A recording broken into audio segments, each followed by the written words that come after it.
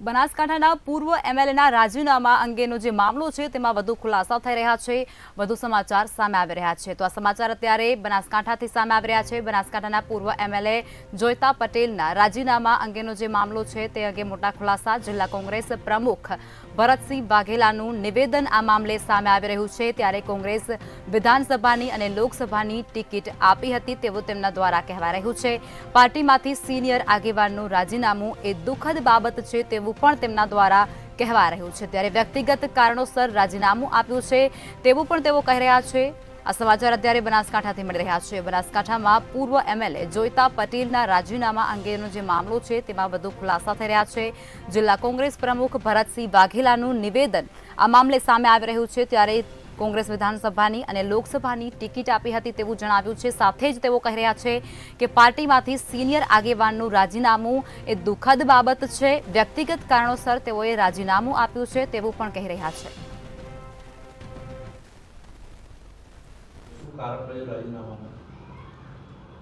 ધાનેરાના પૂર્વ ધારાસભ્ય મુરબ્બી જોયતાભાઈ પટેલે આજે હમણાં જ અમને ટીવી ચેનલના માધ્યમથી જાણવા મળ્યું કે એમને રિઝાઇન આપ્યું છે। એમને કોંગ્રેસ પાર્ટી 5 વખત વિધાનસભાની ટિકિટ, લોકસભાની ટિકિટ પણ આપી, ખૂબ અમારા સિનિયર આગેવાન હતા, પરંતુ હજી સુધી કોઈ ભારતીય જનતા પાર્ટીમાં જોડાવાનો એમણે નિર્ણય નથી કર્યો, પરંતુ કોંગ્રેસ પાર્ટીમાંથી રાજીનામું આપ્યું છે એ ખરેખર દુઃખદ બાબત છે। ખૂબ સિનિયર આગેવાન હતા।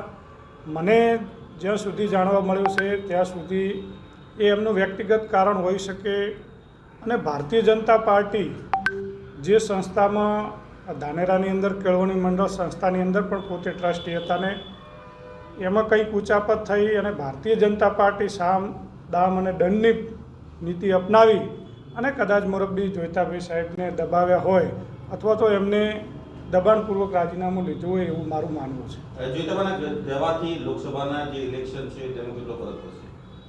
ચોક્કસ જોયતાભાઈ અમારા સિનિયર આગેવાન હતા, પરંતુ જ્યાં સુધી લોકસભાની લાગે વળગે વાત છે ત્યાં સુધી બનાસકાંઠા જિલ્લાની અંદર બધા જ કાર્યકર્તાઓ અકબંધ છે।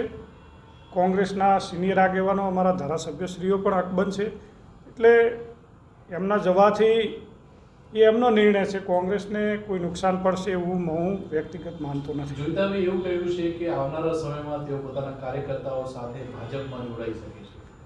ચોક્કસ વરિષ્ઠ આગેવાન છે, પરંતુ આજે અમારે ત્યાંના સ્થાનિક આગેવાન કાર્યકર્તા વરિષ્ઠ કોંગ્રેસના આગેવાનો સાથે ચર્ચા થઈ, મેં પણ ટેલિફોનિક વાત થઈ, તો કોઈ સંગઠનના કે કોઈ પદાધિકારી કોઈ ભારતીય જનતા પાર્ટીની અંદર જોડાવા માટે અમને કોઈ જાણ નથી।